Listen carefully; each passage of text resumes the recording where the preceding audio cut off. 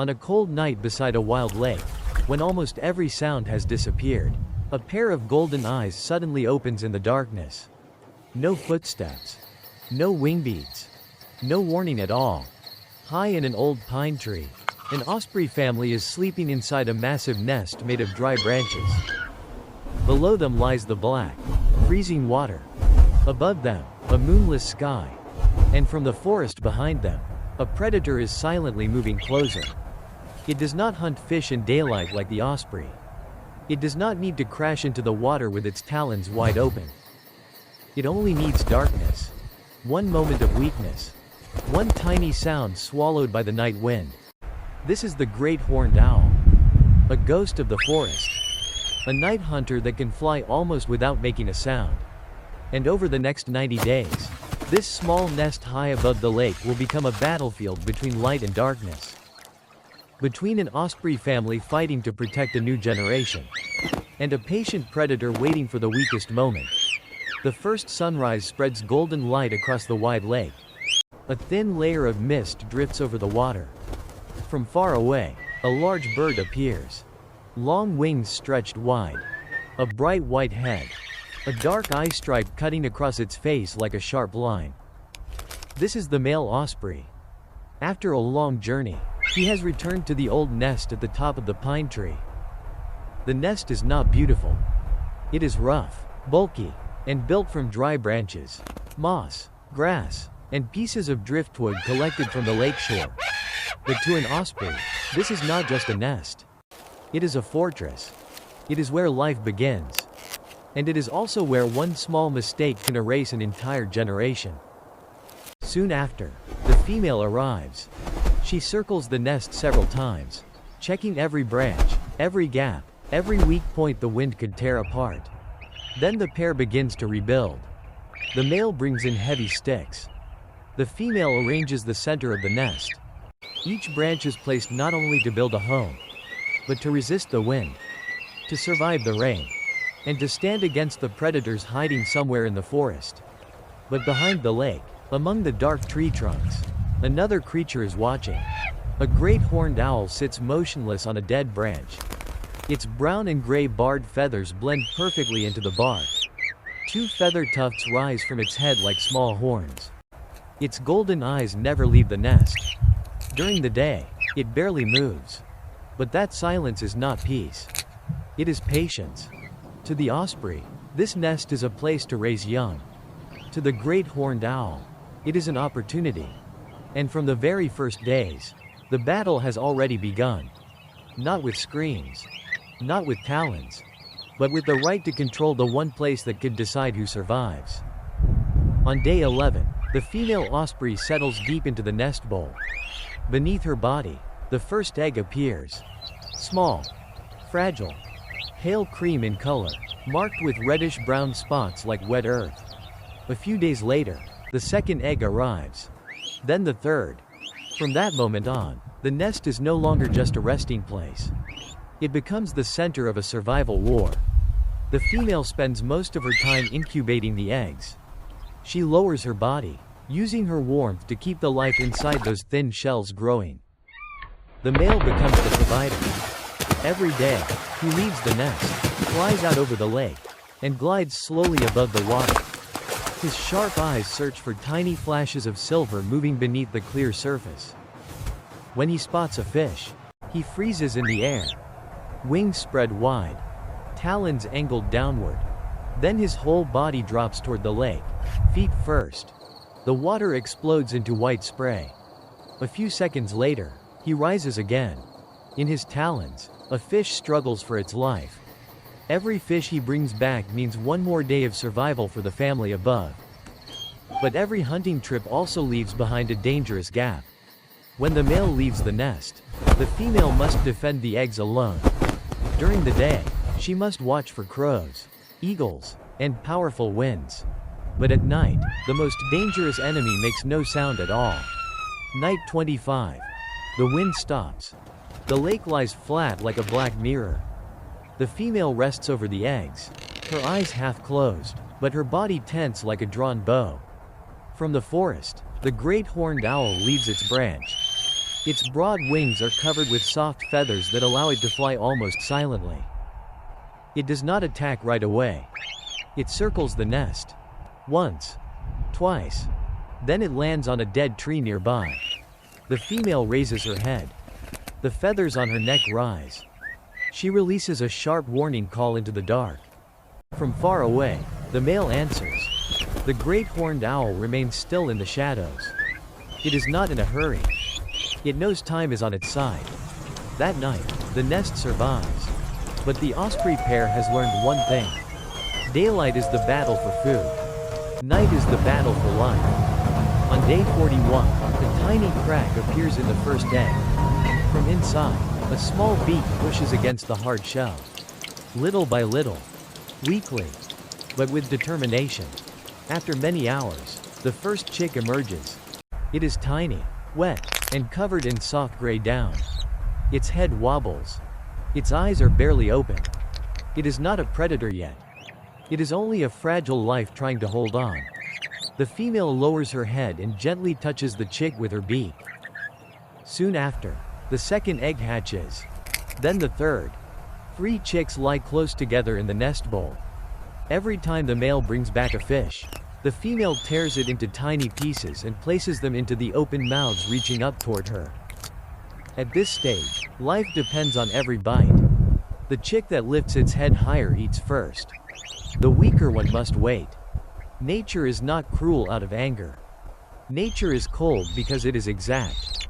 By day 50, the 3 chicks are growing fast.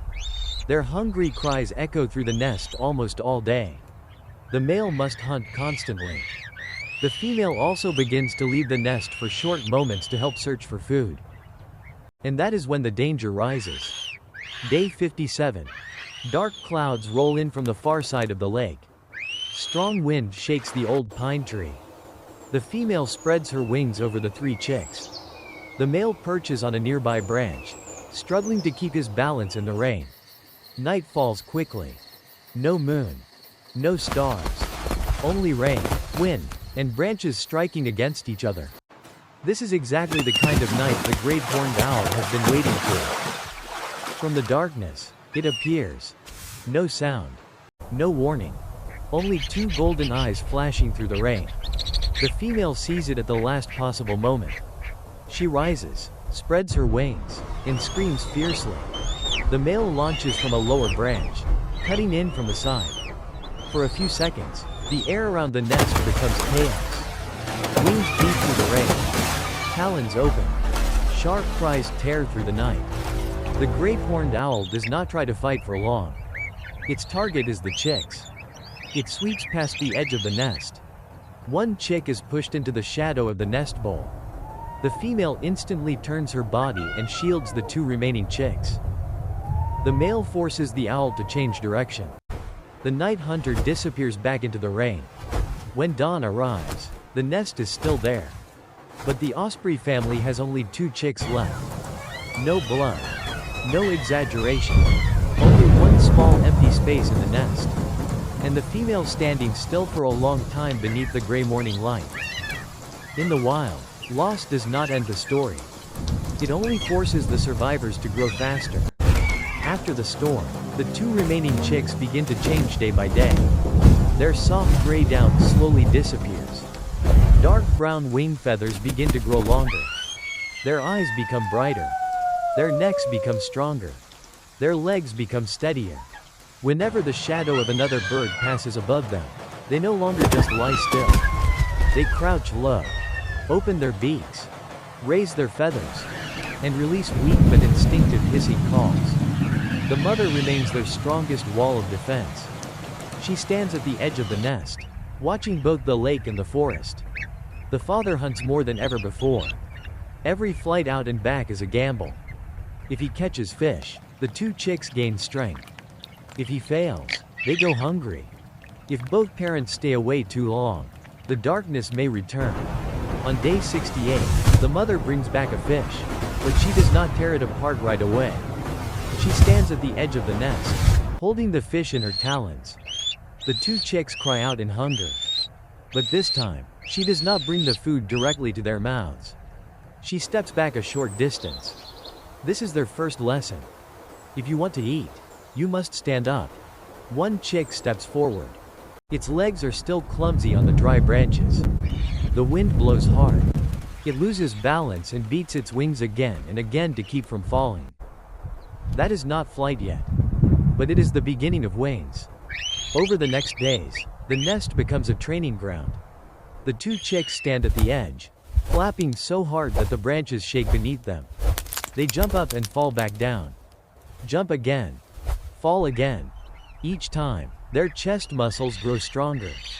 Each time, the fear of height becomes a little smaller. But the great horned owl notices this too. The bigger the chicks become, the harder they're to take. Its window of opportunity is closing. Night 73. The sky is clear and cold. There is no rain to hide behind. No storm to cover the sound. But the great horned owl still tries. It appears from behind the pine tree, aiming for a chick sleeping near the edge of the nest. This time, everything is different. The chick wakes before the owl reaches it. It raises its feathers, spreads its wings, and hisses with everything it has. The female dives down from her guard branch. The male returns from the lake like an arrow. The great horned owl tilts its wings, avoiding a direct hit. It sweeps past the nest but carries nothing away. This is no longer a nest of helpless chicks. This is a nest of survivors learning how to become predators. On day 76, one of the young ospreys stands at the edge of the nest longer than usual. Below it is a deep drop. The ground is so far away that one wrong fall could end everything. The mother perches on a nearby branch. The father circles above the lake. No one pushes it. No one pulls it. In the wild, there are moments no one can face for you. The young osprey lowers its body. Its wings open wide. One beat. Two beats. Then it launches out of the nest. For the first second, it falls. Its wings beat wildly. The wind pushes its body to one side. But then instinct begins to take control. The wings open at the right angle. The body lifts. It is no longer falling. It is flying. Not beautifully. Not perfectly. But it is flying. One day later, the second young osprey leaves the nest too. From this moment on, their world is no longer limited to the nest bowl. They fly from tree to tree. From the trees to the lake. From the lake back to the nest. Their first landings are clumsy. Sometimes they slip on the branch. Sometimes they have to beat their wings again and again just to keep their balance. But each day, the sky becomes a little wider. On day 82, the father begins teaching the most important lesson of all. Fishing. An osprey does not only need to fly. It must learn to read the water. To see through reflections. To judge the distance of a fish beneath the surface. To dive at the right angle. To open its talons at exactly the right moment. The father glides slowly over the lake. Below him, a silver fish flashes near the surface. He stops in the air. His wings beat hard. His body holds steady. Then he dives straight down. The lake bursts open in white foam. A few seconds later, he rises with a fish in his talons. The young ospreys watch from behind. But watching is not enough to survive. On day 85, one young osprey tries for the first time. It dives too early. Its talons touch the water. But the fish is already gone. It struggles back into the air, its wet feathers heavy with water. On day 87, it tries again. The angle is better. But its talons close too late. Another failure. Late that afternoon, the tired young osprey lands on a low branch near the edge of the forest. Its wings hang low. Its feathers are still wet. The sun is beginning to fade. This is the most dangerous hour. Not fully day. Not yet night. Inside the forest, the great horned owl opens its eyes. It sees one final chance. A tired young bird. A low branch. One moment of lost attention. It leaves the darkness. Without a sound. But high above, the mother sees it first. Her warning call cuts through the air. The young osprey jerks awake and launches from the branch. The great horned owl rushes out, but catches only empty air. Moments later, The father flies in from the lake, forcing the night hunter back into the forest. This time, the great horned owl does not fail because it is weak. It fails because the young osprey has a family watching over it. And because the young bird has learned how to react to danger. Day 90. Sunrise turns the lake gold. One young osprey flies higher than ever before. It glides slowly above the water. Its eyes track every tiny movement below. A silver fish flashes. The young bird freezes in the air. Wings open wide. Talons pointed down. Then it drops straight toward the lake. The water explodes around its body. 1 second. 2 seconds. Then it rises. In its talons is the first fish of its life. There is no easy victory. No cheering. Only heavy wet wings, fast breathing, and a young life that has just crossed the line between being fed and feeding itself. That evening, the nest in the old pine grows quieter. The two young ospreys no longer lie deep inside it like they once did. They stand on high branches, looking out over the lake, looking toward the open sky. The great horned owl is still in the forest. It has not disappeared. Darkness never disappears from the wild. But the young ospreys are different now. They have survived fragile eggshells, storms, loss, the golden eyes of a night hunter, their first terrifying falls, and finally, they have touched the water with their own talons. The nest is no longer a place that holds them back. It has become the place where everything began.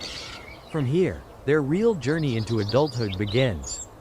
One day soon, the seasonal winds will change. The lake will grow colder. And these young wings will have to fly far beyond the place where they were born.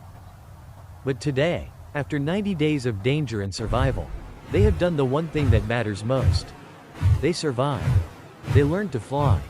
And they caught the first fish of their lives.